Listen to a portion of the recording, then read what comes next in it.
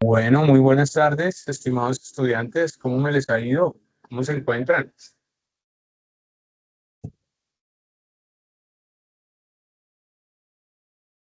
Buenas tardes, gracias, profe. Buenas tardes.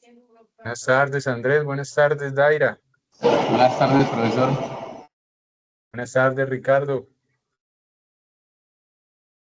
Bueno, estamos 8 personas reunidas. Es un número muy pequeño, pero bueno, yo creo que ya es justo dar inicio a nuestro encuentro de hoy, a nuestra clase de hoy, que pues ya son las 5:07 p.m. Sabemos el tiempo tan escaso que tenemos para abordar pues esta asignatura. Entonces, pues ya, no, yo creo que ya es justo dar inicio y las personas que vayan llegando pues, se van uniendo eh, y tendrán la grabación para poderla escuchar nuevamente desde el inicio, ¿vale? Entonces, bueno, eh, la clase pasada habíamos terminado de estudiar, de estudiar esa clasificación de los contratos. Y habíamos dicho de los contratos solemnes, ¿no? Habíamos estudiado, digamos, ya esa clasificación, habíamos hecho referencia a algunos contratos que se clasifican, se tipifican como solemnes y habíamos abordado, digamos, ese estudio de la clasificación de los contratos solemnes.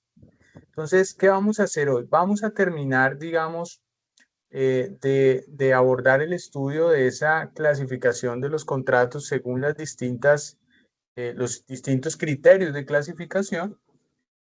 Y para ya, digamos, en nuestro próximo encuentro, pasar a hablar ya en particular de unas instituciones que son propias de los contratos, como son, por ejemplo, la resolución del contrato, como son, por ejemplo, la excepción del contrato no cumplido o la resolución del contrato por mutuo disenso tácito, la rescisión del contrato, la resolución del contrato, la rescisión del contrato y bueno, de todas estas figuritas o instituciones jurídicas que van ligadas, van de la mano de los contratos y más en particular de los contratos bilaterales, ¿cierto?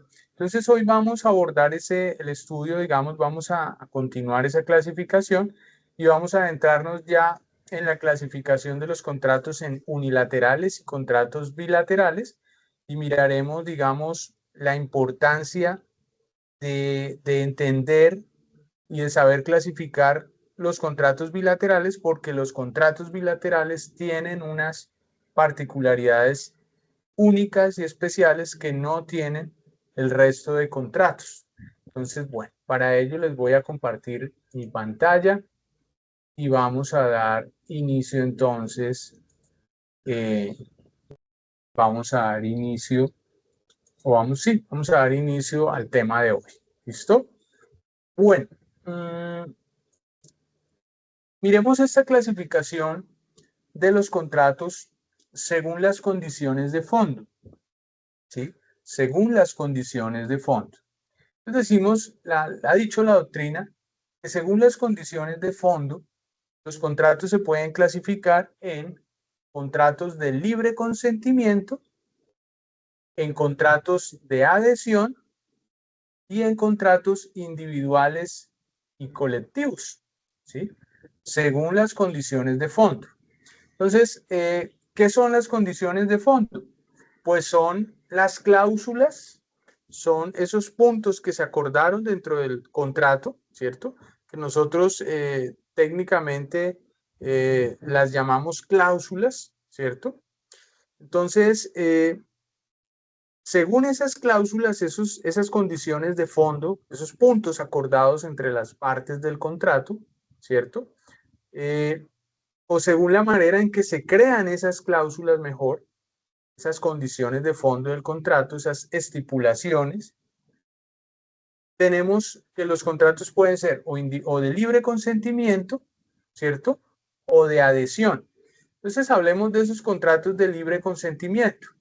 Los contratos de libre consentimiento pues son, digamos,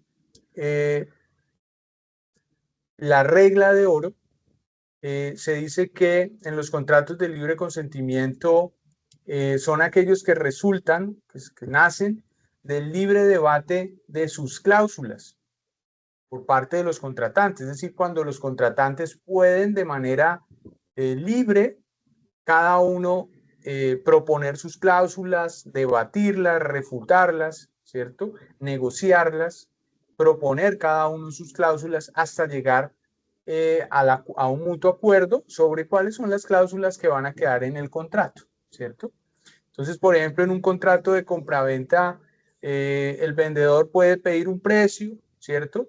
Pero el comprador puede proponer otro y el vendedor puede volver y hacer otra oferta y el comprador puede hacer otra oferta o puede aceptarle y llegar a un acuerdo. Es decir, ambas partes pueden proponer, por ejemplo, en cuanto a la cláusula del precio, ¿cierto?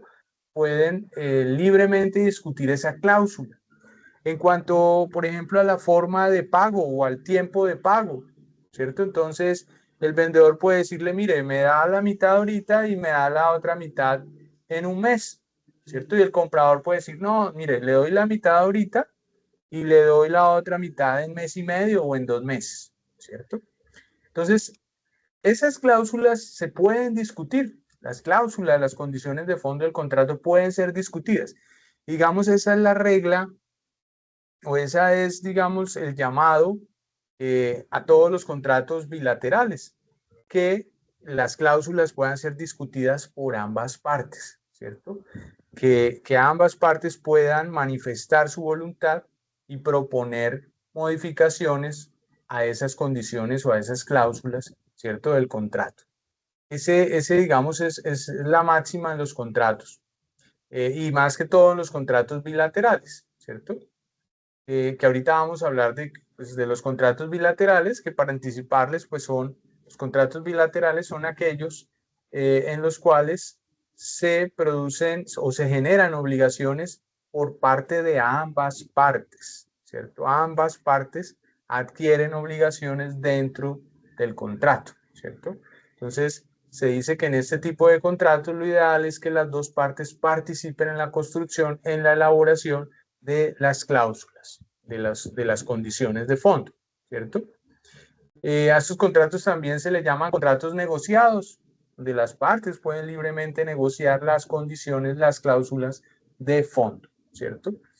Entonces ahí tenemos pues una gran cantidad, la gran mayoría de contratos son de libre consentimiento, ¿cierto? Donde podemos negociar, por ejemplo, un contrato de compraventa, en un contrato de permuta, en un contrato de arrendamiento también podemos negociar el canon, podemos negociar el plazo del contrato, podemos negociar muchísimas cosas, ¿cierto?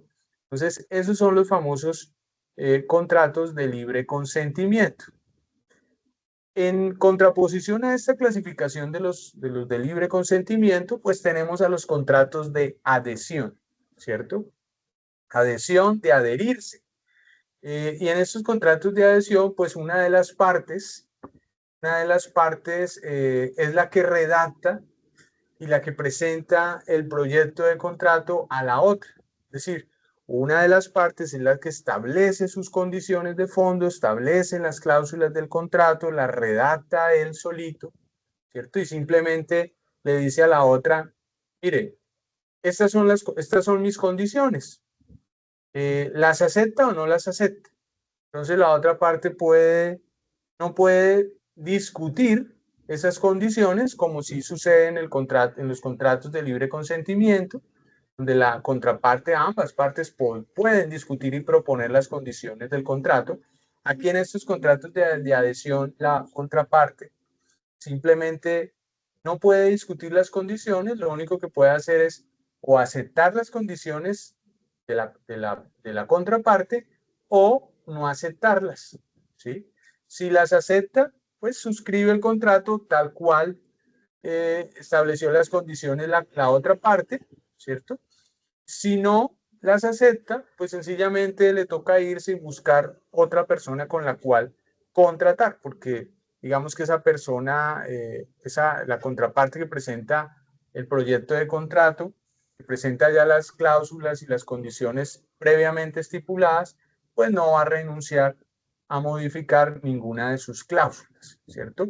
Por eso se llaman contratos de contratos de adhesión, donde una de las partes prefabrica el contrato y la otra sencillamente se adhiere o no se adhiere. ¿Le gusta o no le gusta? Si le gusta, listo, firmamos contrato. Si no le gusta, pues vaya y firme, busque y firme con otra empresa o con otra persona contrato, ¿cierto? Es decir, una de las partes no está llamada a discutir las cláusulas, sino que las estipula de manera arbitraria, de manera impuesta. A estos contratos se les ha llamado también, se les ha denominado contratos leoninos, ¿cierto? ¿Y de dónde viene el nombre de contratos leoninos? Pues viene por allí, por allá de una fábula de Esopo y el Fedro, que se llama, ¿qué? La cacería, la caza del león. Y es una fábula en la cual el león acuerda con una vaca, con un marrano, eh, y creo que con un zorro, acuerdan cazar, ¿cierto? Acuerdan que van a cazar un cordero o una cebra, ¿cierto?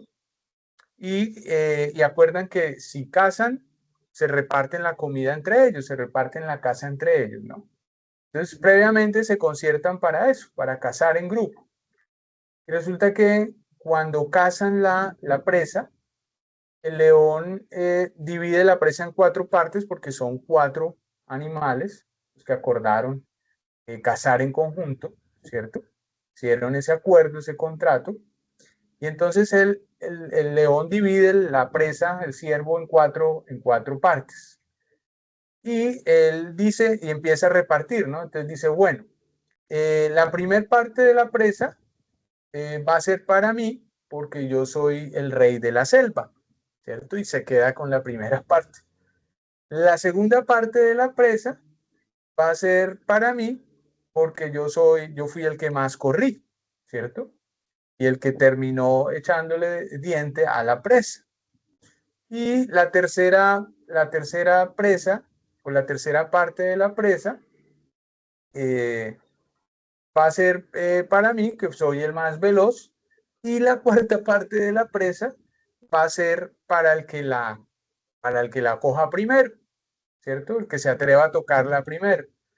Después, claro, los demás animalitos asustados no se atreven a tocar la presa, la cuarta parte de la presa, ni las otras, y sencillamente se quedan sin nada y se van, ¿cierto? Es decir, donde el león, abusando de su posición dominante, de su posición de poder, eh, establece las condiciones del contrato y se aprovecha de las otras partes del contrato, ¿cierto? Entonces, a esos contratos se le llaman contratos leoninos, ¿cierto? Donde una de las partes, aprovechándose, digamos, de su autoridad, de su capacidad de poder, como por ejemplo lo sería una aseguradora, ¿cierto? Una empresa aseguradora, cuando vende un contrato de seguro, ¿cierto? Una empresa aseguradora cuando vende un contrato de seguro, las aseguradoras ya tienen estipuladas las cláusulas, las condiciones de su contrato, de su póliza de seguro, ¿cierto? Ya tienen establecido todas las condiciones, precio, tiempos, excepciones al cubrimiento, qué cubre, qué no cubre, todo lo tienen regulado, ¿no? Y tienen prefabricado el contrato.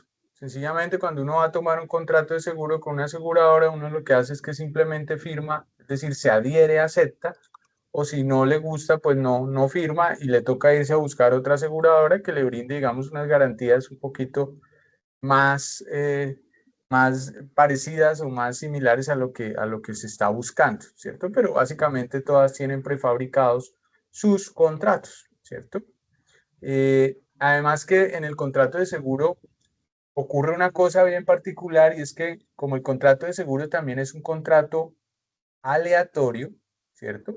es decir, un contrato que depende de la suerte, del azar, del alia, ¿cierto? Donde en el contrato de seguro, como depende del azar, de la suerte, del alia, de que ocurra o no ocurra el hecho asegurado, la contingencia asegurada, pues resulta que una de las partes puede ganar o perder en el contrato de seguro. Generalmente, pues siempre gana, en la gran mayoría de los casos, gana la aseguradora, ¿cierto? Por ende, las aseguradoras se dedican a ese negocio. Es un negocio que depende del azar, de la suerte del alia y de acuerdo a las estadísticas y a los cálculos actuariales, pues la aseguradora siempre está en posición, en ventaja ganadora, es decir, como en la posición del león, ¿no? De ahí el nombre de contratos leoninos. También tenemos ejemplos de contratos de adhesión, pues los contratos de telefonía móvil. Cuando uno va a tomar un plan de telefonía móvil, pues ya esas empresas, esos operadores y esas empresas tienen todo ya los contratos elaborados, prefabricados, todas las condiciones elaboradas. Usted no puede discutir nada más que elegir entre uno u otro plan. Usted le presenta una oferta de plan y dice, mire, tenemos estos 5 planes, 6, 7, 10 planes, ¿cuál de esos le interesa? Usted no puede ponerse a decir, no, mire, me interesa este plan, pero entonces cambiémosle esto y pongámosle esto. No, porque estas empresas sencillamente no negocian sus cláusulas, ¿cierto? También tenemos allí, pues, el contrato de suscripción de televisión, de internet, ¿cierto? Estos contratos de suscripción de plataformas, ¿cierto? De Netflix, de HBO, Prime, Amazon Prime, bueno, todas esas plataformas Disney que tenemos en el mercado y que abundan, ¿cierto? Y que, bueno, las tenemos ya ahí en el televisor.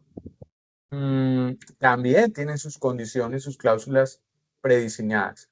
También encontramos los contratos de transporte.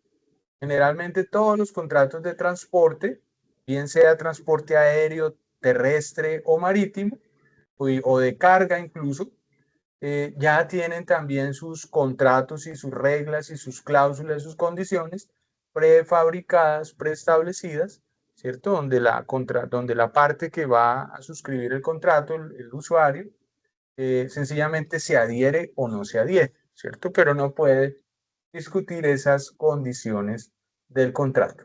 Entonces, eso digamos para diferenciar un contrato de adhesión de un contrato de libre consentimiento. De libre consentimiento, compadre. Bueno, también tenemos los contratos, según las condiciones de fondo, también tenemos los contratos individuales y tenemos a los contratos colectivos. ¿Sí? ¿Qué son los contratos individuales? Pues son aquellos contratos que solo van a generar obligaciones y derechos solamente en favor de aquellas partes que suscribieron el contrato. ¿Sí? Por ejemplo, el contrato de compra-venta, ¿cierto? Solo va a generar obligaciones para el vendedor y para el comprador. Es decir, por eso se llaman contratos individuales, porque solo producen efectos interpartes, ¿cierto? Entre las partes que suscriben el contrato. Solamente va a producir efectos para ellos, para quienes suscriben el contrato. Es decir, no van a vincular a ningún tercero, ¿cierto? A diferencia de los individuales, pues tenemos los contratos colectivos, que los contratos colectivos, ojo, sí van a producir efectos jurídicos frente a terceros, es decir, frente a personas que ni siquiera participaron en la creación de ese contrato.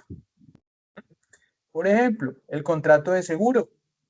El contrato de seguro es un contrato colectivo porque el contrato de seguro solo interviene tomador y la aseguradora y asegurador, ¿cierto? El tomador celebra el contrato de seguro con la aseguradora, quien paga el valor de una prima para que le sea asegurada una contingencia o un riesgo ¿cierto? Cualquiera sea la vida, el incendio de su casa, el siniestro de su vehículo, cualquier cosa, ¿cierto? Hasta el aseguramiento de las partes de su cuerpo, como lo hacen los futbolistas, las cantantes, las modelos, ¿no? Que aseguran partes de su cuerpo. Entonces, en el contrato de seguro, pues es un contrato colectivo. ¿Por qué? Porque, por ejemplo, si yo tomo un contrato de seguro de vida, donde lo suscribo yo con la aseguradora, solo los dos, en el contrato de seguro de vida, yo, al tomar el contrato, yo dejo como beneficiarios a unas personas, a mis hijos, a mi esposa, a mis padres, a un hermano, a quien yo quiera dejar como beneficiarios, ¿cierto? Entonces, pese a que mis hijos, mi esposa, mis padres o mis hermanos no suscribieron el contrato, no participaron en la celebración de ese contrato, no manifestaron su consentimiento para suscribir ese contrato de seguro, pues igual va a tener efectos frente a ellos, porque el día de mañana que yo fallezca, ellos van a poder ir y reclamar eh, el valor asegurado, el monto asegurado, ¿cierto?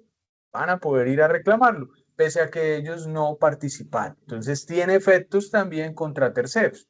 Y si los miramos, por ejemplo, en materia mercantil, en materia de sociedades mercantiles o sociedades comerciales, pues tenemos allí el caso de muchos tipos de sociedades, como las sociedades anónimas, donde lo que decidan la junta de socios o la junta o asamblea de accionistas, pese a que uno no participe en esas juntas, ¿cierto? Por ser un socio anónimo, lo que se decide allí produce efectos jurídicos frente a todos los demás afiliados que no participamos o que no tenemos voz ni voto en esas juntas o en esas asambleas, ¿cierto?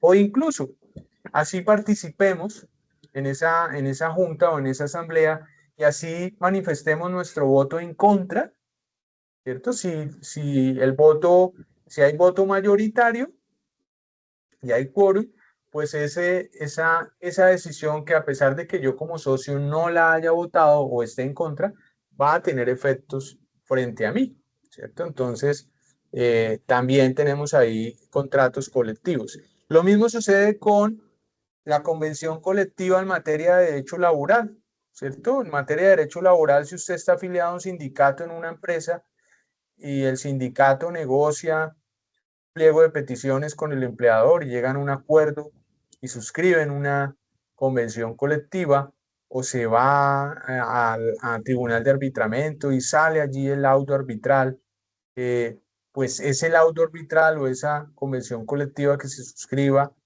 va a producir efectos frente a todos los afiliados al sindicato. Incluso puede producir efectos legales también frente al resto de trabajadores que ni siquiera de la empresa, que no están afiliados al sindicato, ¿cierto? Pero que por ser el sindicato mayoritario dentro de la empresa, lo que se negocie cobija también a aquellos trabajadores que no estén afiliados al sindicato, ¿cierto? Entonces, digamos, en ese sentido hablamos de contratos colectivos y contratos individuales. ¿Listo? Permítame aquí que esto se me quedó. Listo. Ahora, hablemos de la clasificación de los contratos según los derechos que originan. Aquí acabamos de hablar de la clasificación de los contratos según las condiciones de fondo, ¿cierto? De libre consentimiento, de adhesión, individuales y colectivos. Según los derechos que originan, es el otro criterio de clasificación de los contratos. Entonces, aquí, digamos, según los derechos que originan, tenemos dos criterios dentro de este, ¿cierto? Y el primero es atendiendo a la reciprocidad de las obligaciones, es decir, hay una clasificación de los contratos dependiendo la reciprocidad de las obligaciones, es decir, dependiendo si el contrato, las obligaciones son recíprocas o no lo son, ¿sí? Entonces, dependiendo de eso, tenemos que hay contratos unilaterales y contratos bilaterales, ¿cierto? ¿Y qué vienen a ser los contratos unilaterales? Pues vienen a ser aquellos contratos en los cuales solo una de las partes va a quedar obligada. Es decir, aquellos contratos en los cuales solo genera obligaciones para una de las partes del contrato. Es decir, no es que el contrato sea de una parte. Hay dos partes que celebran el contrato, pero una sola es la que se va a obligar, la otra no, ¿cierto? Ejemplos de este tipo de contratos unilaterales, pues tenemos el contrato de mutuo, ¿cierto? De mutuo con interés o de mutuo sin interés. Habíamos hablado que el contrato de mutuo pues es el préstamo de consumo de bienes fungibles, ¿cierto? Que puede ser sin interés como en el mutuo civil o con interés como en el mutuo comercial, como el que hacemos con las entidades financieras cuando nos prestan dinero a cambio de un interés, o con un particular cuando nos presta también dinero a cambio de un interés, ¿cierto? Ese es el mutuo con interés. Entonces, en ese mutuo con interés, cuando a mí me presta dinero un banco o un particular, pues el único que queda obligado allí es el mutuario. Mutuante quien presta, mutuario a quien le prestan, ¿cierto? Y el mutuario es el que se obliga a restituir la cosa que le dieron en préstamo, y si se pactaron intereses, pues también a pagar los intereses. Entonces solo se obliga al mutuario, el mutuante no se obliga. Por eso se llaman contratos unilaterales, porque si miramos la reciprocidad de las obligaciones, solo una de las partes, en este caso del mutuo, el mutuario, es el que va a quedar obligado. ¿Ya que queda obligado? Pues a pagar el capital prestado más los intereses, o a restituir eh, el bien mueble fungible que le prestaron, que le dieron, ¿cierto? Para que consumiera. Entonces, mientras que el mutuante no queda obligado a nada, no está obligado a nada, ¿cierto? Entonces, miren cómo ahí hay un contrato unilateral. Lo mismo sucede con el contrato de comodato, ¿cierto? Habíamos dicho que el contrato de comodato es aquel contrato también conocido como contrato de préstamo de uso, ¿cierto? El contrato de comodato es un contrato de préstamo de uso donde una parte llamada comodante eh, confiere el uso y goce de un bien suyo, ¿cierto? Un bien del comodante, se lo confiere al comodatario, la persona que va a usar y va a gozar de esa cosa de manera gratuita, porque el comodato es gratuito, ¿cierto? Y se va a obligar, el comodatario solamente queda obligado porque el comodante no, el comodante confiere el uso y goce de una cosa suya al comodatario, y el comodatario la única obligación que tiene es de restituirla cuando venza el plazo pactado de ese comodato, o si no se pactó plazo, cuando el comodante le pida la restitución del bien dado en comodato, el préstamo de uso, ¿cierto? Préstamo de uso o de habitación, porque el comodato también puede recaer sobre bienes muebles o sobre bienes inmuebles. Yo puedo dar en comodato en préstamo de uso un bien mueble como un bien inmueble, y una vez vencido el plazo, pues el comodatario, es decir, quien lo está usando, quien está gozando de ese bien mueble o inmueble, estará obligado a restituírmelo. Y pues el comodatario también tiene otras obligaciones, como son, por ejemplo, el conservar la cosa, el cuidarla, el darle el uso para el cual, el uso adecuado para el cual sirve la cosa, ¿cierto? E incluso en hacerle las mejoras locativas o los mantenimientos locativos a ese bien que yo le di en comodato, ¿cierto? Y al final restituírmelo en buen estado de conservación, o restituírmelo en el estado en que yo se lo entregué. Pero miren cómo en el comodato, por ejemplo, el único obligado es el comodatario, ¿cierto? Es decir, a quien se le presta la cosa para su uso y goce. Y lo mismo sucede en el contrato de depósito, ¿cierto?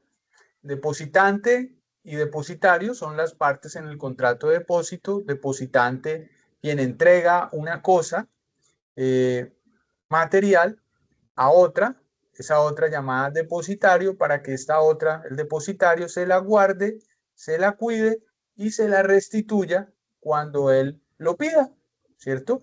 El único obligado allí en el contrato de depósito es el depositario. Si la persona que está guardando y cuidando la cosa que le dejaron en depósito, que le entregó el depositante, ¿sí? Por eso se dice que es un contrato unilateral. Aunque en el contrato de depósito puede posteriormente, después del cuido de la cosa dada en depósito, pueden surgir obligaciones a cargo del depositante, como por ejemplo la de restituirle al depositario, es decir, a la persona que cuidó la cosa, restituirle los gastos que éste tuvo que sufragar para el mantenimiento y el cuidado de la cosa que le dejó en depósito, ¿cierto? Por ejemplo, le dejó el cuidado de un animal, de un caballo, y el depositario tuvo que pues, comprarle comida, aplicarle inyecciones, traerle el veterinario, estar pendiente del caballo, todas estas cosas, ¿cierto? Pues el depositante estará obligado a restituirle esos gastos en que incurrió el depositario. eh, y digamos, ahí uno podría decir, ah, pero entonces ese contrato es bilateral, porque también hay obligaciones del depositante. Lo que pasa es que puede que se convierta en bilateral, pero generalmente es unilateral, porque si el depositario no tuvo que sufragar gastos, no tuvo que hacer inversión, como por ejemplo cuando le van a guardar un televisor, ¿cierto? Pues ahí no hay nada que hacer, ahí digamos no tendría la obligación el depositante de reconocerle ningún tipo de gastos o para sufragar el cuidado de ese televisor, ¿cierto? O de cualquier aparato que se le haya dado. Bueno, entonces, ejemplos estos, digamos, de contratos unilaterales.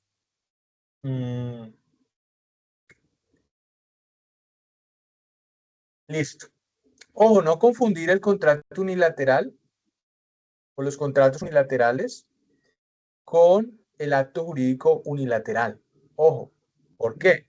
Porque en un contrato unilateral existen dos o más partes que se ponen de acuerdo, manifiestan su consentimiento. Es decir, un contrato unilateral no es que haya una sola parte.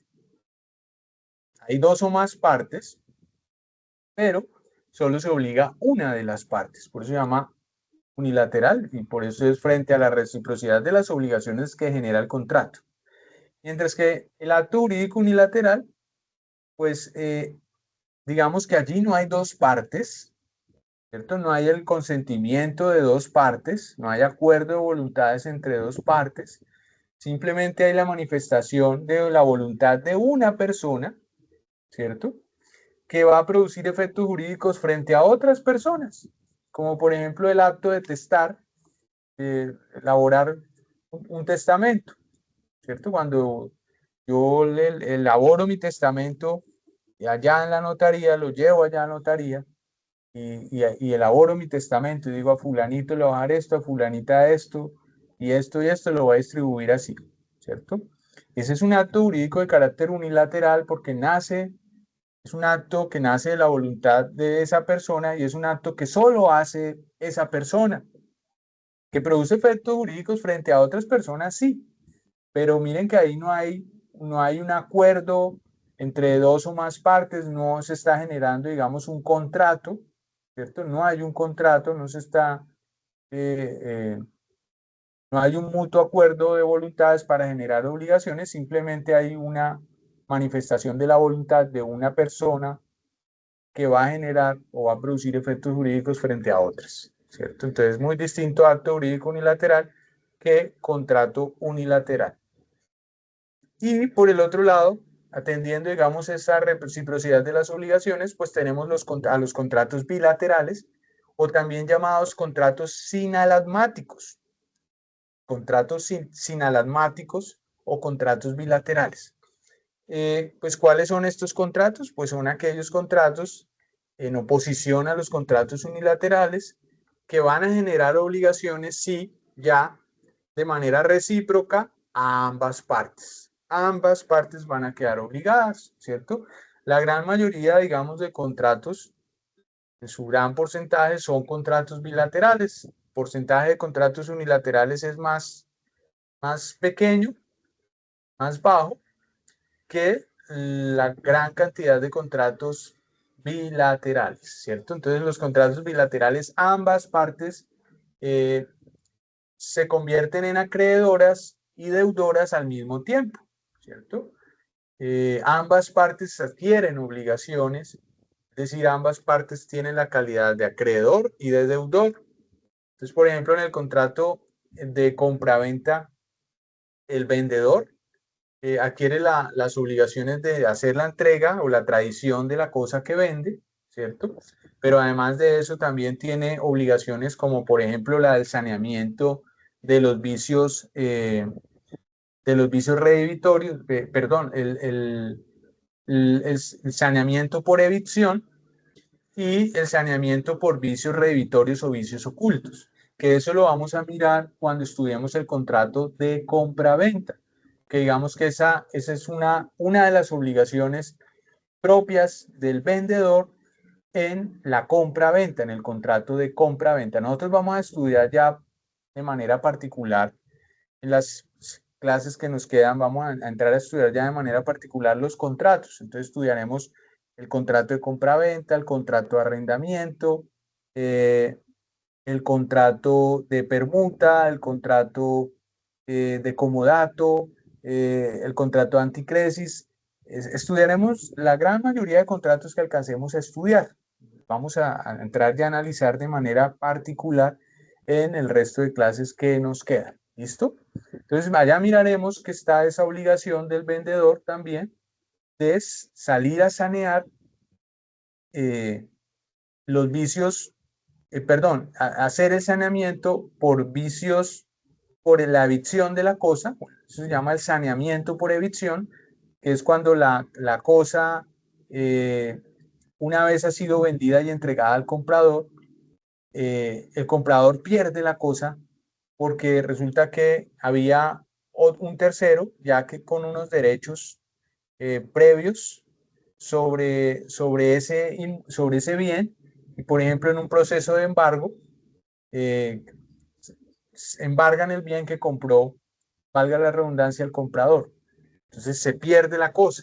¿Sí? La evicción es la pérdida total o parcial de la cosa y el comprador se queda sin nada, sin la cosa, porque llegó un tercero y embargó o la cosa se debía y tuvo que ser entregada, ¿cierto? Es decir, se pierde la cosa o el derecho sobre esa cosa. Entonces ahí tiene que salir el vendedor a sanear por la pérdida de la cosa, a sanear esa evicción al comprador, ¿cierto? Bien sea restituyéndole el dinero, más los perjuicios, ¿cierto? Más la indemnización de perjuicios, o reemplazándoselo por otra cosa, o bueno, o indemnizando, ¿cierto? Y también pues está la obligación del vendedor de los vicios, el saneamiento por vicios ocultos o vicios redebitorios, ¿cierto? La acción redebitoria por vicios ocultos, que es cuando la cosa tiene un vicio oculto que no sabía tampoco el vendedor, que desconocía el vendedor, porque si el vendedor la conocía, ahí no hay, ahí lo que hay es dolo, ¿cierto? Entonces se podría acudir a la nulidad del contrato por dolo, ¿cierto? Que es la acción de nulidad por dolo. Pero aquí, digamos, cuando hay un vicio oculto en la cosa que no conocía el vendedor y que tampoco conoció el comprador al momento de la compra y que impidió que esa cosa que se compró sirviera para lo que se compró después de que se ha hecho la entrega, ¿cierto? Por ejemplo, que compró un carro y resulta que ninguno de los dos sabía que el carro ya estaba el motor para fundirse y al cabo de los 15 días de tenerlo en uso el comprador, ¡fum!, se fundió el motor. ¿Sí? Pues en ese caso, como ya venía el carro con ese problema, tenía un vicio oculto, un daño oculto, el vendedor tiene que entrar a reparar al comprador. ¿cierto? Tiene que entrar a reparar al comprador. Bien sea mandándole a arreglar, costeando la reparación de todo el motor o devolviéndole, restituyéndole una parte del precio que pagó el comprador o dando por resuelto el contrato, volviendo las cosas a su estado anterior, ¿cierto? Que eso lo miraremos bien en detalle cuando estudiemos el contrato de compra-venta, que son figuritas propias del contrato de compra-venta. Entonces miren que en el contrato de compra-venta el vendedor tiene varias obligaciones, el comprador también tiene obligaciones en el contrato de compra-venta, ¿cierto? Una obligación, por ejemplo, del comprador es pagar el precio, ¿cierto? Aparte de pagar el precio, también tiene la obligación de recibir la cosa del vendedor. Que si el vendedor quiere cumplir con su obligación de hacer la entrega o la transferencia de la cosa, pero el comprador no está dispuesto, no se hallan a recibir, ¿cierto? Pues ahí también estaría el comprador incumpliendo con la obligación de recibir, porque al no recibir pone en mora al vendedor de hacer la entrega de la cosa. Entonces, eso tiene unos efectos jurídicos también. Entonces, cuando miremos también contrato de compra-venta, pues estudiaremos allí las obligaciones que están a cargo del comprador. ¿Listo? Y así, pues la gran mayoría de contratos son bilaterales. Por ejemplo, el contrato de permuta también es un contrato bilateral. El contrato de permuta intercambiamos bienes, ¿cierto? Yo doy estos bienes por ese otro bien o por esos otros bienes, ¿cierto? Eh, entonces hay obligaciones recíprocas ahí entre los dos permutantes. En casi la gran mayoría de contratos, pues hay obligaciones recíprocas para ambas partes, ¿sí? En el contrato, por ejemplo, de arrendamiento también hay obligaciones recíprocas, ¿cierto? El pago del canon de arrendamiento por parte del arrendatario, el pago de los servicios públicos, el pago de la administración y obligaciones del arrendador, pues garantizarle el uso y el goce o el uso o habitación pacífica de la cosa dada en arriendo al arrendatario, ¿cierto? Y bueno, y hacer las reparaciones locativas necesarias y un poco de cosas que miraremos cuando estudiemos el contrato de arrendamiento de cosas, ¿cierto? O de vivienda urbana o rural. Bueno, entonces, hablando de los contratos bilaterales, ojo, eh, tenemos que los contratos bilaterales tienen unas figuritas jurídicas, unas instituciones jurídicas propias, que solo tienen los contratos bilaterales, que no aplican para los contratos unilaterales, lo que son propias de los contratos bilaterales, ¿sí? Por ejemplo, en un contrato de mutuo, contrato de préstamo de mutuo con interés con un banco, pues no vamos a poder hablar, por ejemplo, de la resolución judicial del contrato. Tampoco vamos a poder hablar, por ejemplo, de la excepción del contrato no cumplido. Tampoco vamos a poder hablar de la teoría de los riesgos, ¿cierto? ¿Por qué? Porque estas figuritas son propias de los contratos bilaterales. ¿Cuáles son esas instituciones jurídicas propias de los contratos bilaterales? Pues tenemos la primera, la llamada en latín, la exceptio non ad impleti contractus, ¿cierto? Eso traduce al español la excepción del contrato no cumplido, la excepción del contrato no cumplido, ¿sí? Y está regulada por allí en el artículo 1609 del Código Civil, y allí el 1609 nos dice lo siguiente, dice, en los contratos bilaterales, ojo, mire que nos está diciendo que solo en los contratos bilaterales, en los contratos bilaterales, ninguno de los contratantes está en mora de cumplir su obligación, dejando de cumplir lo pactado, mientras el otro no lo cumpla por su parte o no se allane a cumplirlo en la forma y tiempo debidos. ¿Qué quiere decir eso? ¿Qué quiere decir eso? Que ninguno de los contratantes está en mora, dejando de cumplir lo pactado, es decir, dejando de cumplir su obligación, mientras el otro contratante no cumpla por su parte con su obligación, ¿cierto? O no se allane a cumplirla en los tiempos debidos. Pues significa eh, que si, por ejemplo, como es una figura propia del contrato bilateral, ¿cierto? Si, por ejemplo, yo ya cumplí con mi obligación, supongamos una promesa de compraventa de bien inmueble, ¿cierto? Una promesa de compraventa de bien inmueble. Pensemos en ese contrato, donde ya las partes promitente vendedor y promitente comprador se obligaron pues a comprar y a vender un inmueble, una casa, ¿cierto?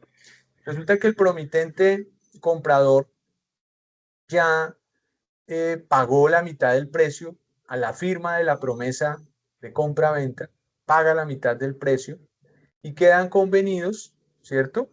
A que a los 30 días de la firma de esa promesa se van a encontrar en la notaría cuarta del Círculo de Bogotá a las 8 de la mañana para la suscripción de la escritura pública de venta de ese inmueble, de esa casa, ¿cierto? Y que una vez se suscribe la escritura pública o en el acto, el comprador completará la otra mitad del precio, ¿cierto? A través de un cheque.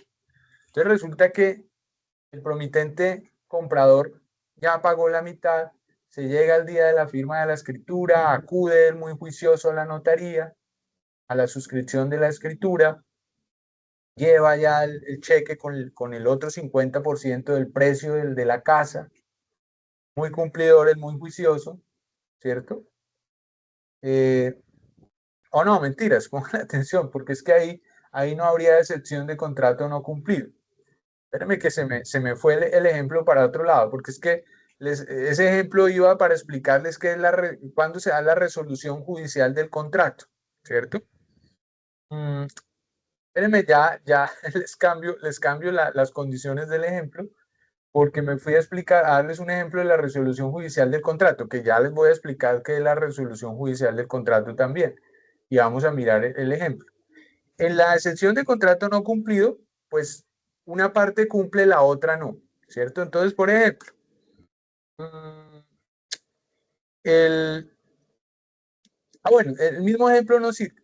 Entonces, el promitente comprador ya pagó la mitad del precio, ¿cierto? Concurrió a la notaría el día de la firma de la escritura. Llevaba el cheque, pero el promitente vendedor no concurrió a la notaría ese día. No fue a la notaría. ¿A qué tenía que ir el promitente vendedor? Pues a firmar la escritura pública de venta y a entregar las llaves del inmueble, ¿cierto? Esas eran las obligaciones que él tenía. Mm, y resulta que, eh, que como no concurre el promitente vendedor, pues el comprador no consigna el cheque ni tampoco suscribe la escritura pública de venta, porque digamos ahí el comprador hubiera podido ir y firmar él y al día siguiente hubiera podido, si quería el promitente vendedor, ir y firmar el promitente vendedor. Entonces, el promitente comprador cumplió hasta que llega a la notaría y no comparece el promitente vendedor, ¿cierto? Entonces, él deja de cumplir con sus segundas obligaciones, que era haber firmado la escritura y haber entregado el cheque o haber consignado el 50% faltante.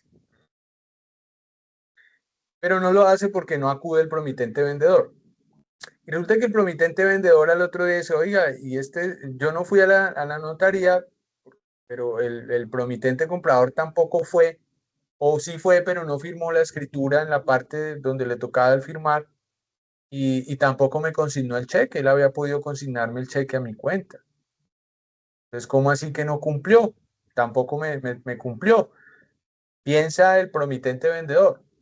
Y entonces inicia un proceso para demanda al promitente comprador y le dice al juez, señor juez, mire, conmine al promitente comprador a que me consigne el faltante del dinero, ese otro 50%, y conmínelo a que vuelva y concurra a la notaría para que firme la escritura, porque yo ya fui a firmar o yo estoy presto a ir a firmar, ¿cierto? Es decir, quien demanda es el promitente vendedor. ¿A quién demanda? Al promitente comprador. ¿Qué va a suceder allí?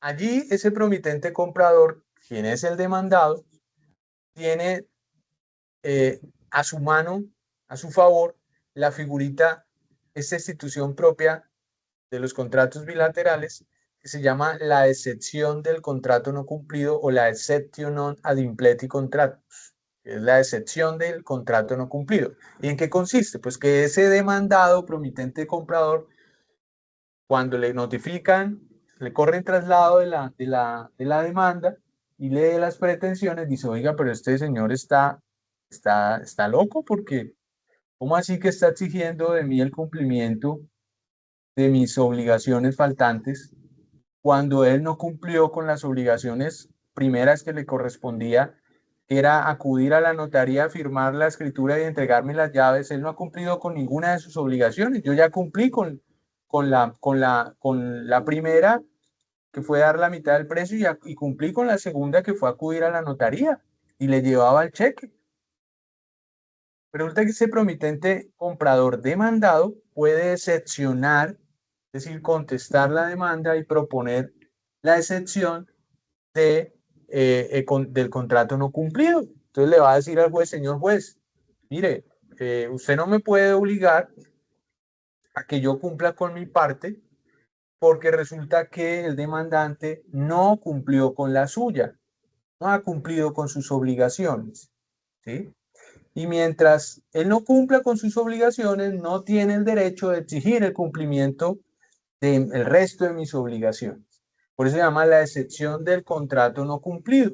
Es decir, excepciona el demandado que la contraparte, el demandante, no ha cumplido con sus obligaciones y que por no haber cumplido con sus obligaciones no puede exigir el cumplimiento de las obligaciones del demandado, en este caso el promitente comprador.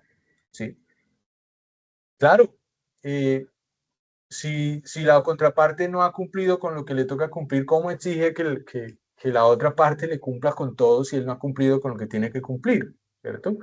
Entonces ahí sencillamente, pues, ¿qué va a pasar? Que el juez va a decir, ah, no, pues aquí yo no puedo hacer nada, yo no puedo obligar al promitente comprador a que cumpla realmente, porque sí, efectivamente el demandante no cumplió. Obviamente, pues eso hay que probarlo, ¿no? Eso se prueba en la contestación de la demanda, hay que portar las pruebas con la excepción que se presenta y el juez la estudiará y valorará las pruebas y decidirá la excepción, ¿cierto?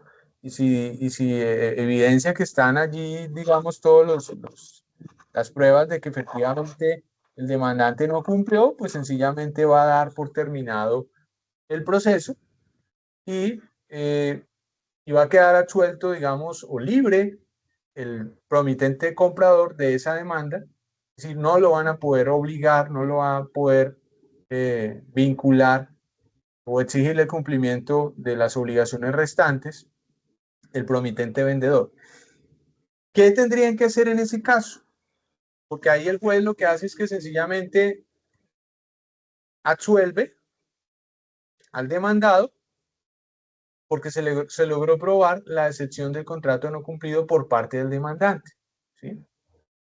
Es decir, el demandado excepcionó la non ad impleti contractus, el no cumplimiento de la obligación por parte del demandante, y el juez dijo, sí, tiene toda la razón el demandado, aquí no hay nada y apague y vamos. Y da por terminado el proceso, ¿cierto?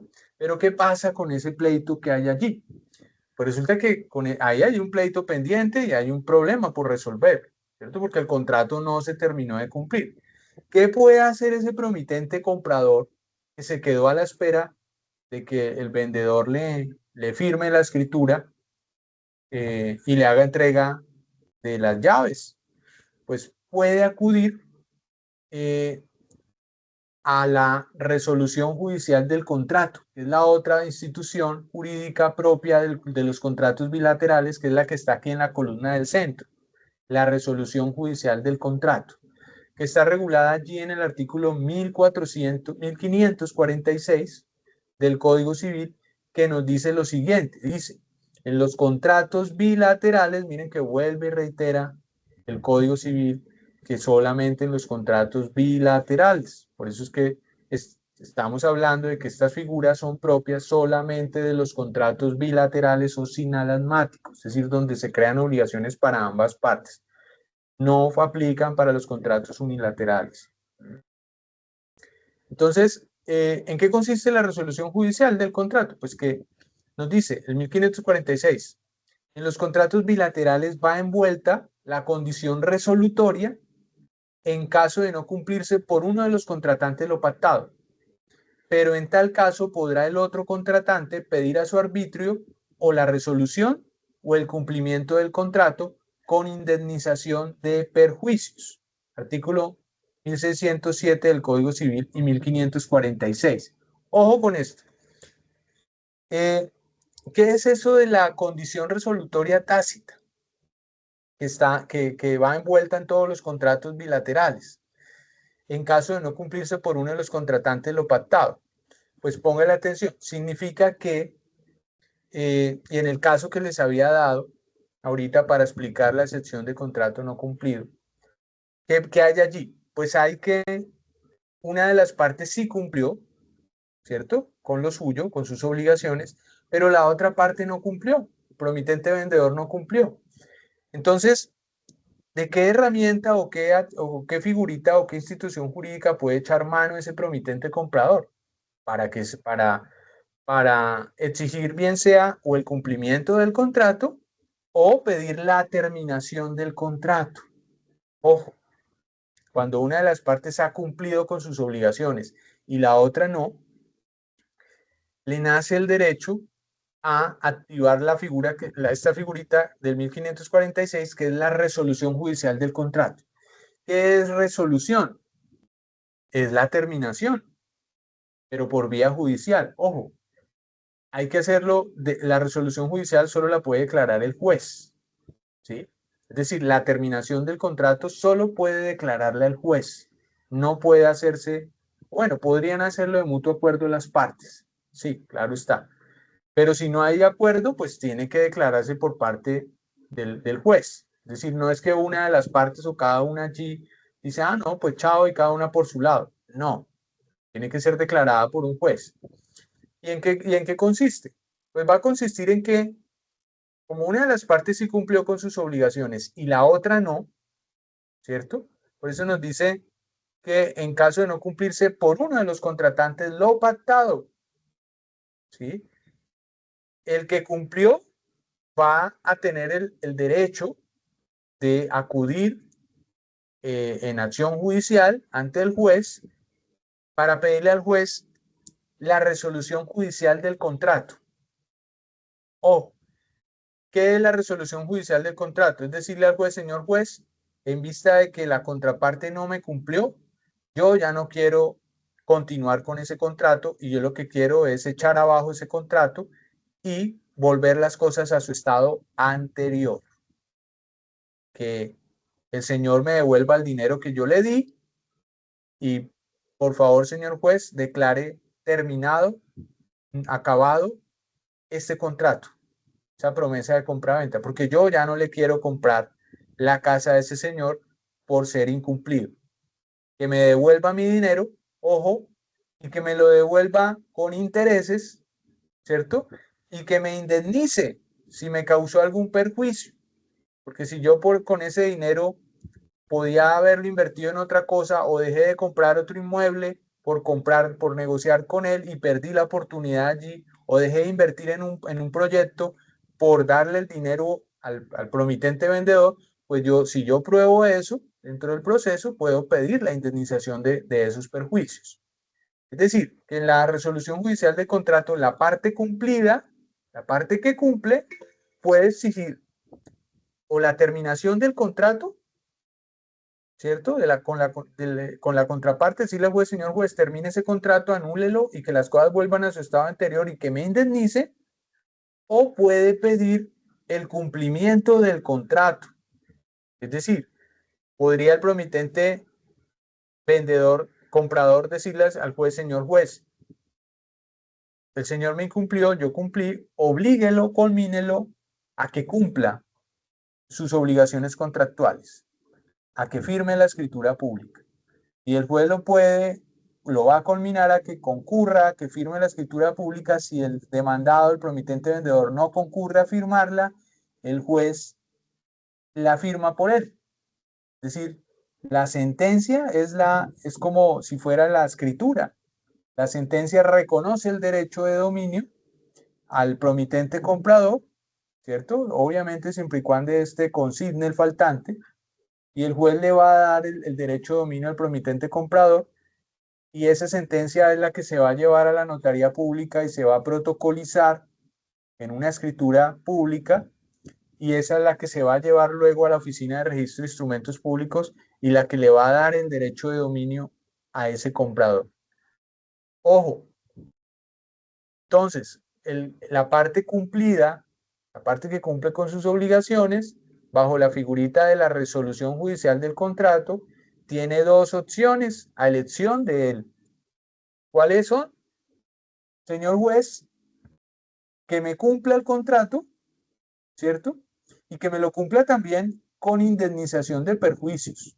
Pues si pactamos, por ejemplo, cláusula penal, yo puedo pedir también el pago de la cláusula penal allí. ¿Sí? La cláusula penal en un contrato es básicamente la tasación anticipada de los perjuicios en caso del incumplimiento de alguna de las partes. Es una tasación anticipada de perjuicios. Entonces, si pactamos cláusula penal, pues puedo pedir el pago también de la cláusula penal y el cumplimiento del contrato. Ahora, puedo pedir también, pedirle al juez también que termine el contrato, que lo resuelva, no que obligue a cumplir, sino que lo termine, que yo ya no quiero negociar con esa persona, que las cosas vuelvan a su estado anterior, yo le devuelvo, que él me devuelva mi dinero y se acabó el contrato y ya no le compro al señor, y que me pague también los perjuicios, que si pactamos cláusula penal en el contrato, pues que me pague la cláusula penal.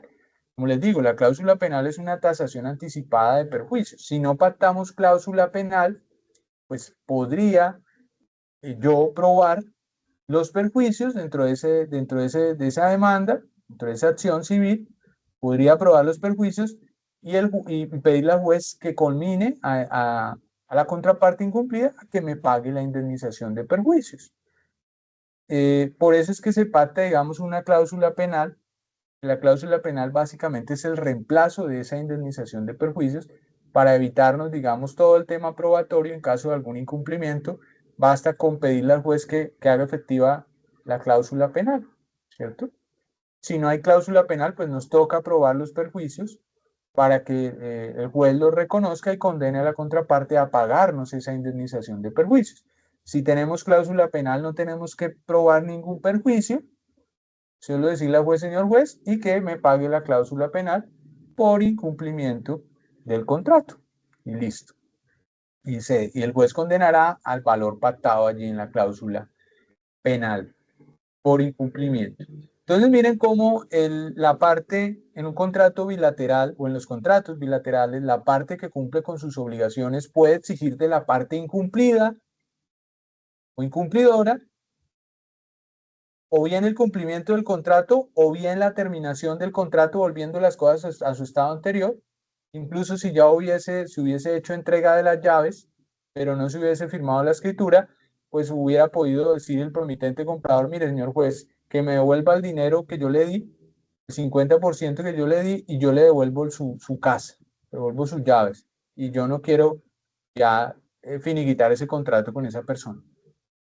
Entonces, esa elección de la parte cumplidora tiene esas dos opciones, o que se cumpla, o exigir el cumplimiento, o exigir la terminación del contrato, y en ambos casos con indemnización de perjuicios o con el cobro con el pago de la cláusula penal si se pactó dentro del contrato. ¿Listo? ¿Es claro eso? Esas dos instituciones, la excepción de contrato no cumplido y la resolución judicial del contrato. ¿Es claro, son claras esas dos instituciones o hay algún enredo allí?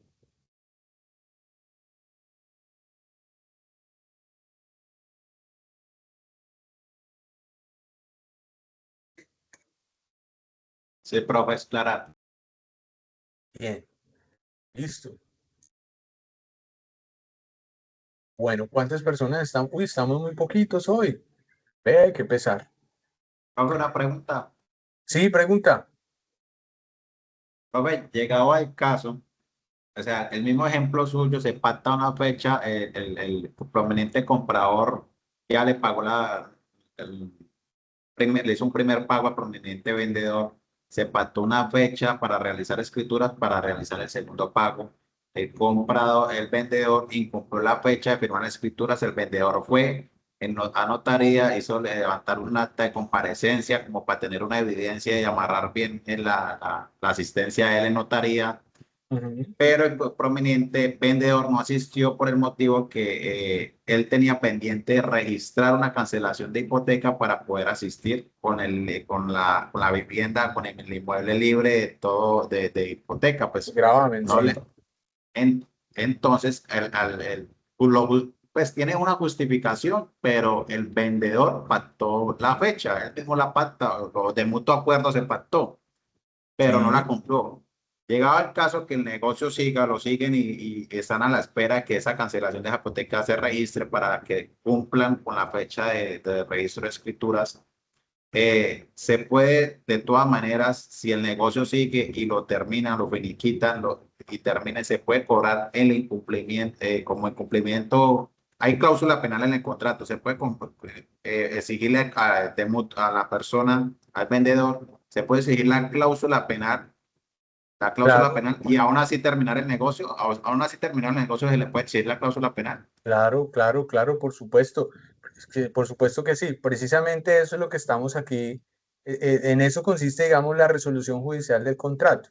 Digamos, en el caso que tú planteas, el promitente comprador cumplió con su parte, pero el promitente vendedor no cumplió con la parte de ir a la notaría tal día a cancelar la hipoteca que había sobre el inmueble para posteriormente poder suscribir la escritura de venta, ¿cierto? Entonces, como el promitente vendedor no cumplió con esa obligación que tenía de ir tal fecha a la cancelación de esa hipoteca, ¿cierto? Pues ya está en mora, es decir, está en mora. Entonces, ahí ¿qué es lo que puede hacer el promitente comprador? Podría acudir y exigir el cumplimiento del contrato, ¿cierto? Podría incluso iniciar un proceso ejecutivo, decirle al juez, señor juez, conmine al promitente vendedor a que comparezca, a que realice la cancelación de la hipoteca y a que posteriormente comparezca a la notaría para la firma de la escritura, ¿sí?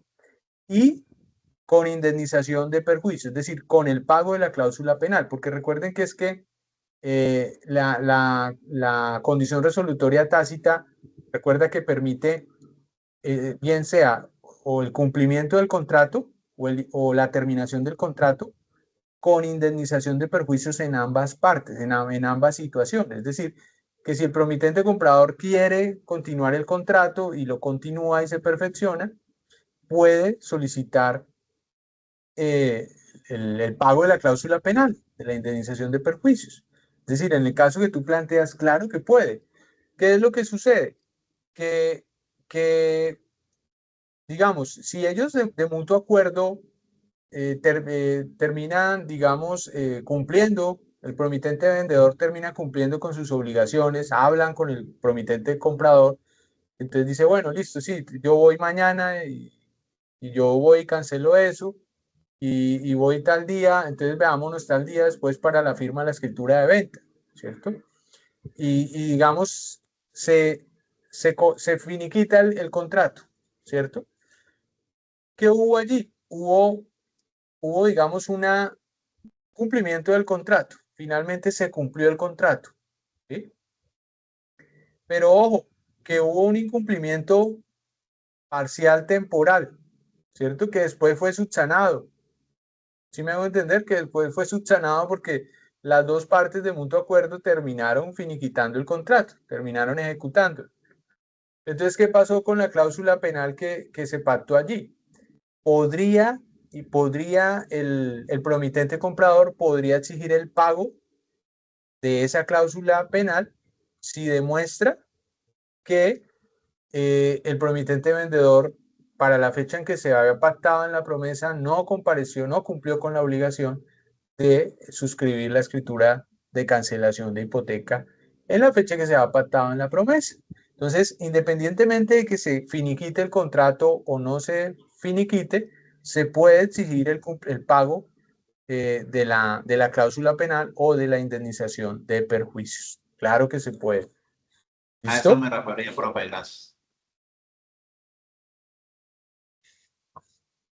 ¿Las qué, perdón?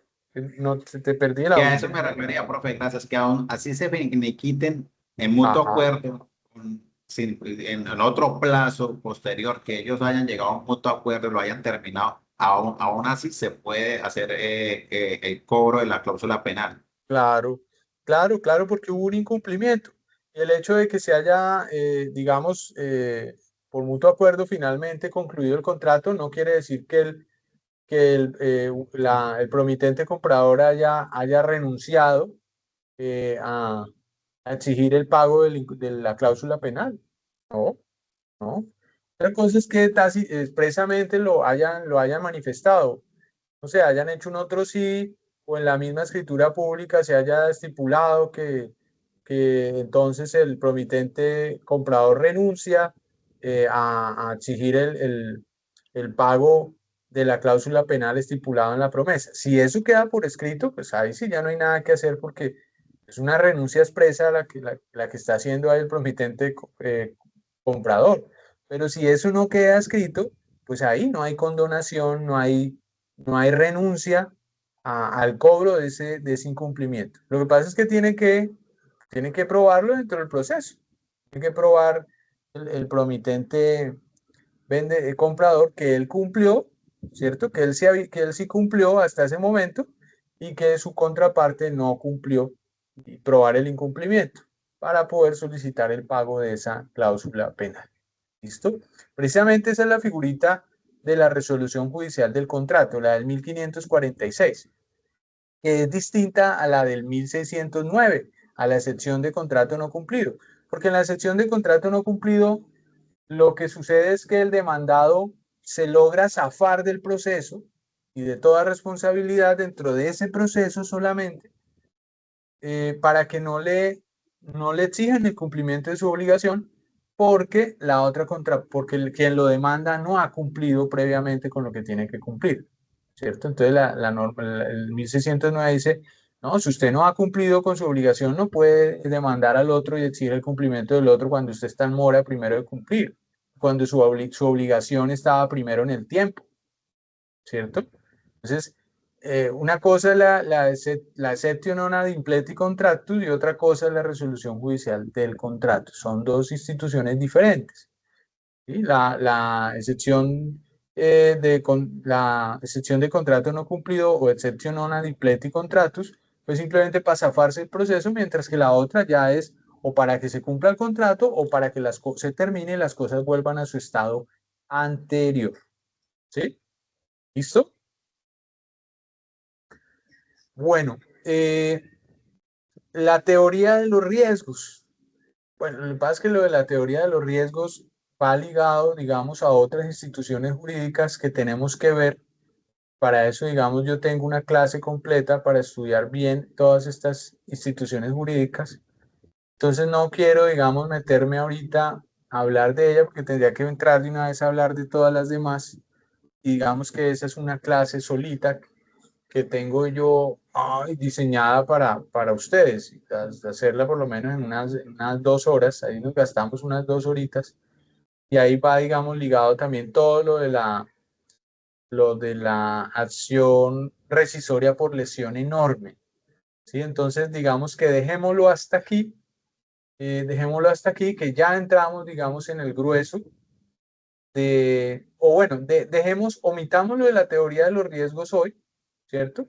Porque aquí, digamos, está esbozada de una manera muy general, pero eso tiene unas implicaciones más específicas que miraremos bien en una próxima clase, cuando miremos bien esas instituciones jurídicas. ¿Listo?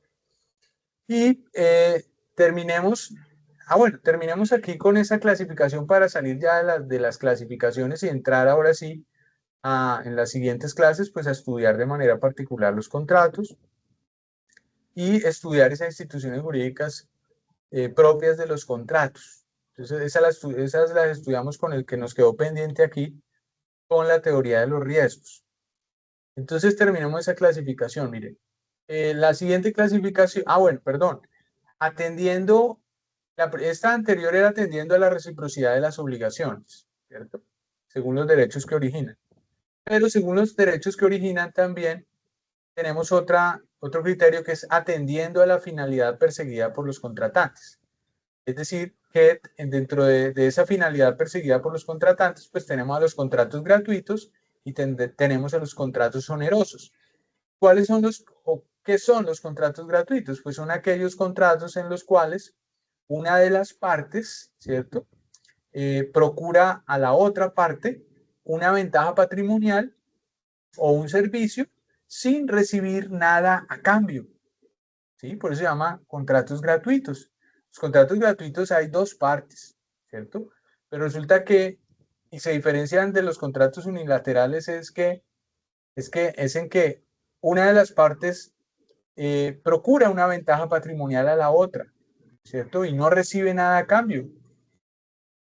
Como por ejemplo, y allí el 1497 nos habla pues de los contratos gratuitos, nos dice el contrato gratuito o de beneficencia, beneficencia, así se llama, contrato gratuito o de beneficencia, tiene por objeto la utilidad de una de las partes, es decir, la utilidad, la ganancia de una de las partes. El contrato gratuito o de beneficencia, solo hay utilidad para una de las partes, solo hay ganancia para una de las partes. La otra, digamos, sufre un desmedro, un perjuicio en su patrimonio, ¿cierto? Porque no recibe nada a cambio, ¿cierto? Entonces nos dice el contrato gratuito de beneficencia tiene por objeto la utilidad de una de las partes, sufriendo la otra el gravamen, el perjuicio. El mejor ejemplo es la donación, ¿cierto? La donación, que es el regalo, ¿cierto? Regalar, donar, está regulada allí en en el artículo 1443 del Código Civil, donde el donante procura un enriquecimiento patrimonial al donatario, ¿cierto? A quien recibe el regalo, y el donante pues no recibe ninguna contraprestación a cambio. Ejemplos de estos pues tenemos la donación, ¿cierto? Tenemos el comodato, porque resulta que acuérdense que en el comodato el comodante entrega, confiere, el comodato es un préstamo de uso, ¿cierto? Presta un bien mueble o inmueble a otra persona, al comodatario, para que éste lo use y lo use de manera gratuita. El comodato es gratuito, ¿sí? Porque el comodante no cobra por el uso o la habitación de ese bien al comodatario. Si el comodante cobrara el uso o la habitación al comodatario, pues ya no sería un contrato de comodato, sino sería un contrato de arrendamiento de cosas o de bien inmueble, ¿sí?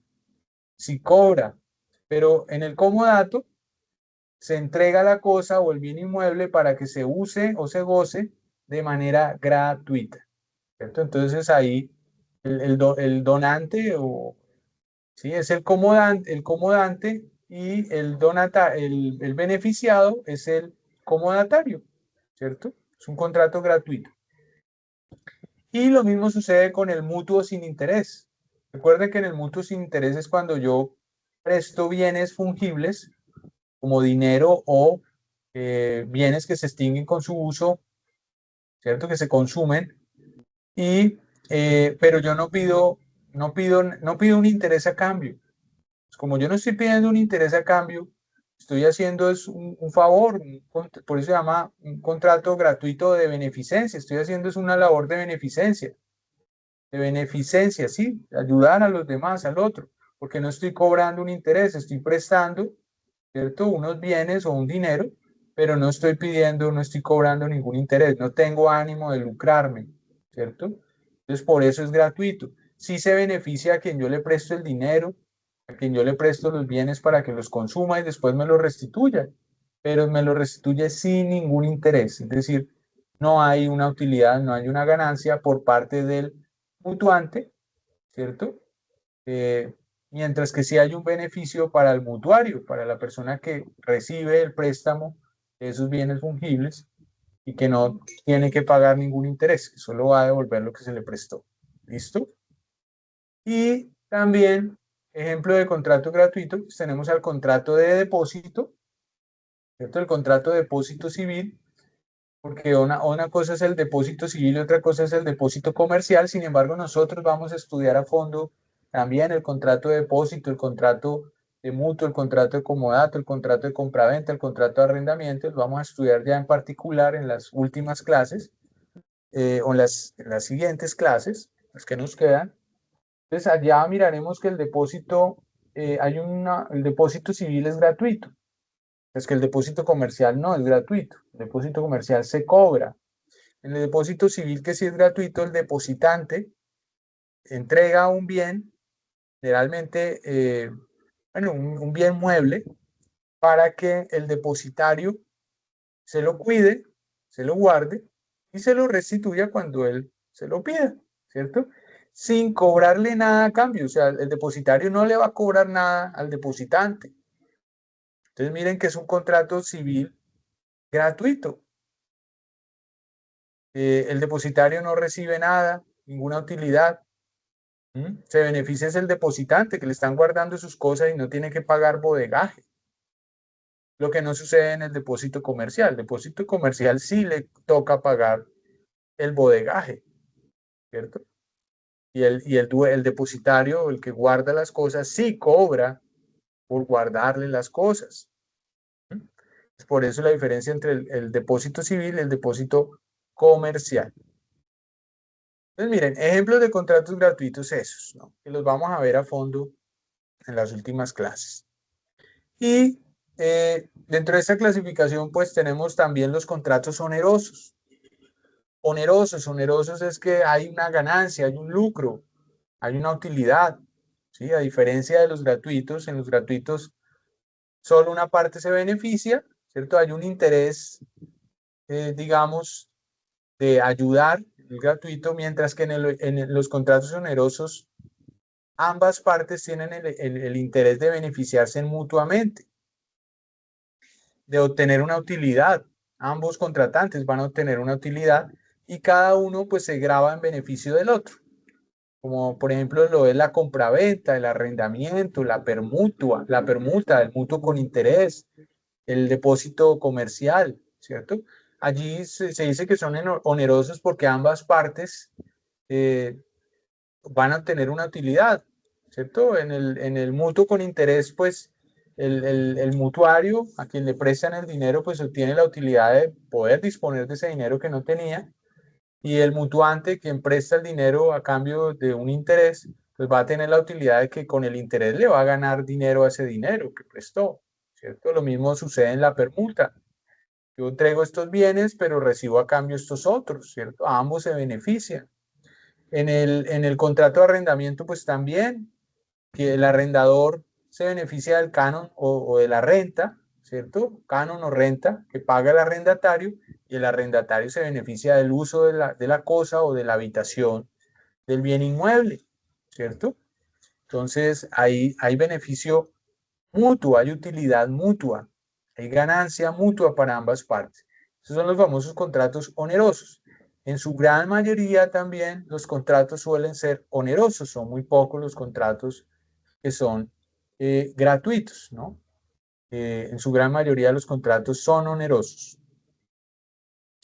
Entonces ahí, pues, compraventa, arrendamiento, permuta, mutuo, suministro, pues la gran mayoría de contratos son onerosos.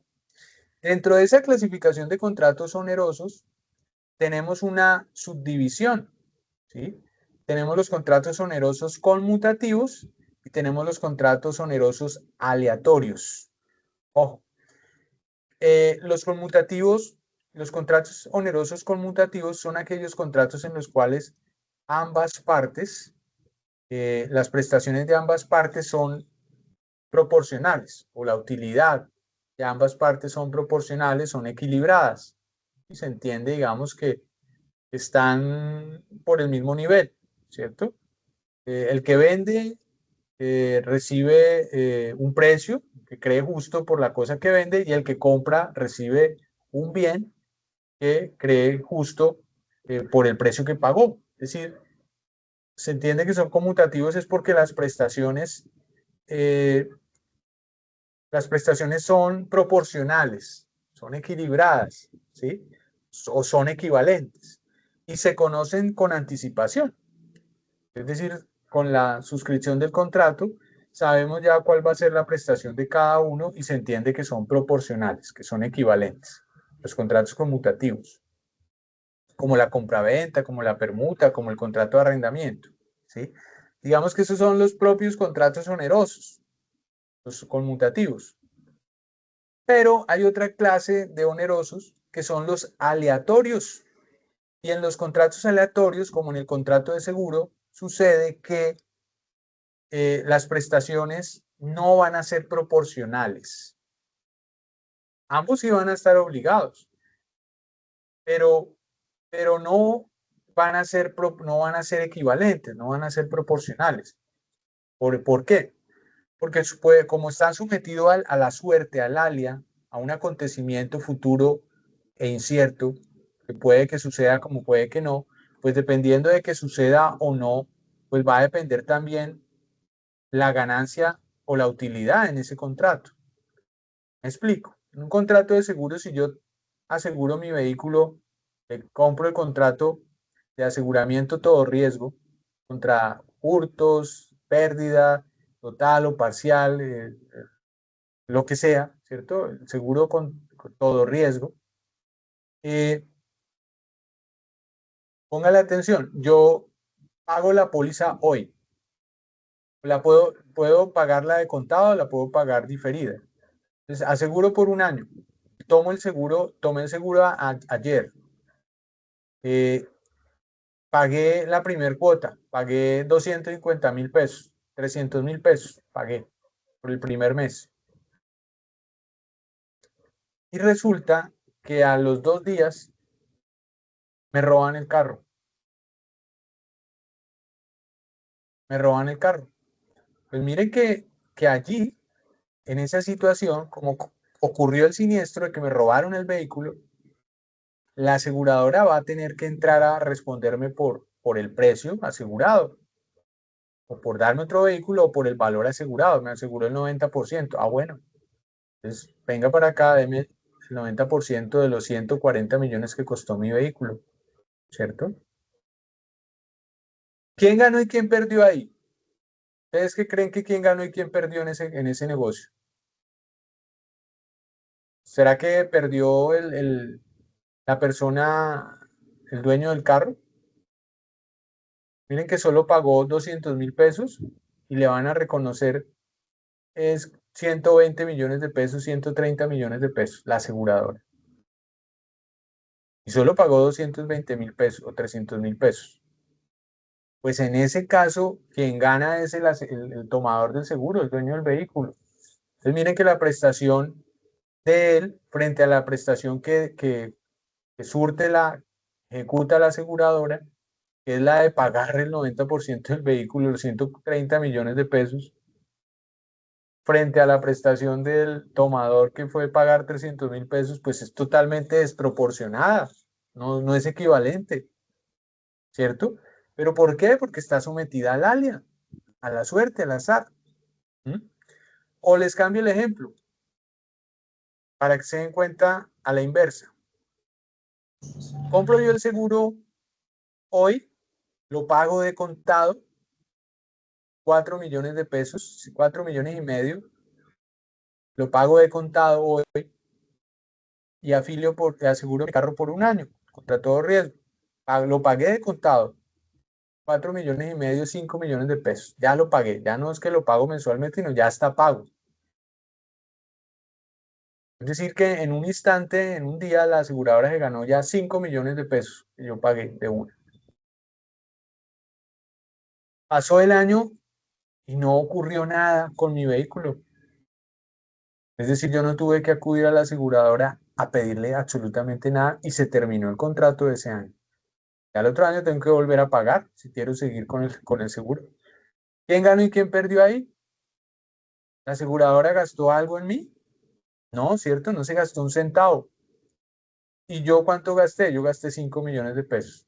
Pues ¿quién ganó? La aseguradora, porque no ocurrió el hecho, el siniestro asegurado, el acontecimiento asegurado, y ganó la aseguradora, ganó 5 millones sin invertir un peso, y pues yo invertí 5 millones y no tuve que, y no recibí nada de la aseguradora porque no tuve que ir a pedirle nada a la aseguradora. Entonces miren que en el contrato de seguro, que es un contrato aleatorio, los contratos aleatorios, como también son los contratos de juegos y apuestas, ¿sí? Las prestaciones no son equivalentes. Yo con comprar una lotería que me vale 2.000 pesos, puedo ganarme 500 millones de pesos y no son equivalentes ni proporcionales las dos prestaciones. Entonces, esos son los famosos contratos onerosos aleatorios, donde las prestaciones no son equivalentes y donde una de las partes, cualquiera de las dos, puede ganar o perder, ¿cierto? Dependiendo de que ocurra o no ocurra el siniestro o el hecho sobre el cual yo aposté, ¿cierto? Entonces, esos son los famosos contratos aleatorios, ¿no? Que dependen de la suerte, del azar, del alias. El alias es el azar. Y tenemos una clasificación de los contratos según la duración de la ejecución de las obligaciones. Tenemos que hay unos contratos que son de ejecución instantánea, es decir, donde las prestaciones se cumplen en un solo momento o en 2 o 3 momentos y ya se cumplió con las obligaciones, como el contrato de compra-venta, ¿cierto? Donde una vez pagado el precio y entregada la cosa, ya, listo, ahí se ejecutaron las obligaciones y terminaron las obligaciones.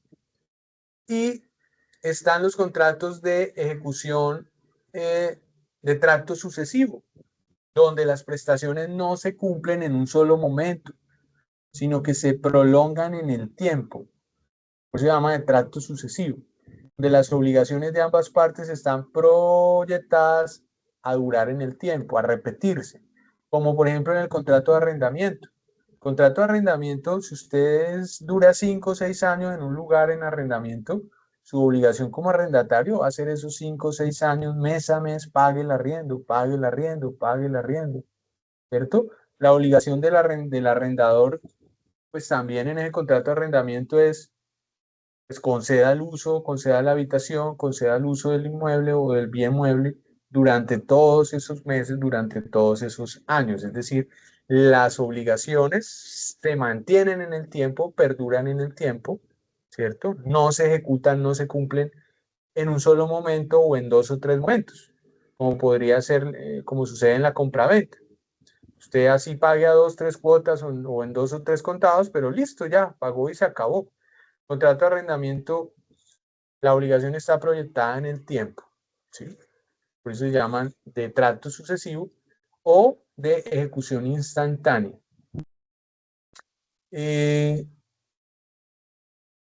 Bueno, y tenemos yo creo que no dejemos aquí porque ya son las 6:40 y ya digamos, es también justo darles espacio a ustedes para que si tienen preguntas las puedan hacer. Y yo también, digamos, tengo que prepararme porque yo voy ahorita de clase de 7 a 9 de la noche, entonces quiero hacer también un break cortico, pararme, tomar algo y continuar. Entonces yo creo que dejemos por hoy aquí. ¿Listo? Profe, Señora, habla Manei. Yo le escribí al sí, correo porque la entrega del 31 pues cometí un error y yo tengo pues la evidencia de que realicé pues el podcast con los compañeros, inclusive se lo mandé al correo institucional, pero no he visto ninguna respuesta suya, a ver si me le puede echar un ojito y nos colabora, porque es que esa nota que sacamos pues nos perjudica demasiado. Pero creo que yo ya te di respuesta, Manellas, a tu correo. Revisa, porque yo ya te di respuesta. Yo ya revisé eso y creo que te di respuesta. Ah, bueno, entonces voy a validar en ¿Cuándo me enviaste, cuándo me hiciste la solicitud? ¿Cuándo me enviaste ese correo? Yo se lo envié, creo que fue el lunes. El No, lunes. yo ya te respondí porque yo ya no tengo correos pendientes de ninguno de ustedes. Yo ya respondí todos los correos que ustedes me enviaron. Entonces revisa bien tu correo institucional, académico, o revisa el aula virtual, si fue por el aula virtual, porque yo ya te di respuesta, Manny. Ok, profe. ¿Sí? Bueno, ya voy a validar entonces. Si tú lo enviaste,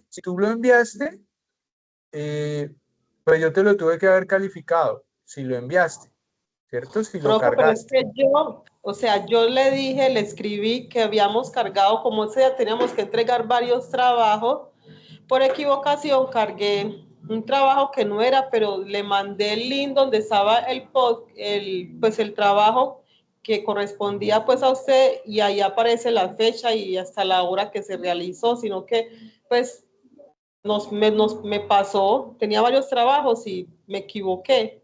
Revisa la respuesta, porque yo ya tuve que haber revisado eso. No recuerdo exactamente si el archivo que tú me compartiste no deja ver nada, y yo te tuve que haber contestado que ese archivo que me enviaste por correo no me permite escuchar, reproducir el podcast, o si me lo enviaste correctamente, pues yo ya te lo tuve que haber calificado y te tuve que haber corregido la nota en el aula virtual. Entonces revisa bien eso. Revisa y si revisa bien en ambas partes, revisa en el aula virtual, revisa en tus notas, revisa en tu correo, y si no, mañana vuelves y me escribes, y bueno, porque es que si tú me enviaste eso corregido, yo ya te lo tuve que haber calificado. Si me enviaste de verdad el podcast como es, yo te lo tuve que haber calificado. Si no te lo he calificado es porque me lo enviaste y no lo pude reproducir. Entonces yo te tuve que haber contestado, mira, el link que me estás enviando no me deja reproducir. Entonces revisa bien eso y verifica. ¿Listo? Ok, profe, claro que sí, muchas gracias. Vale, Monet, con gusto. Hasta Bueno, luego. hasta luego, Monet. Bueno, ¿alguna duda, alguna pregunta con lo que hemos hablado hoy?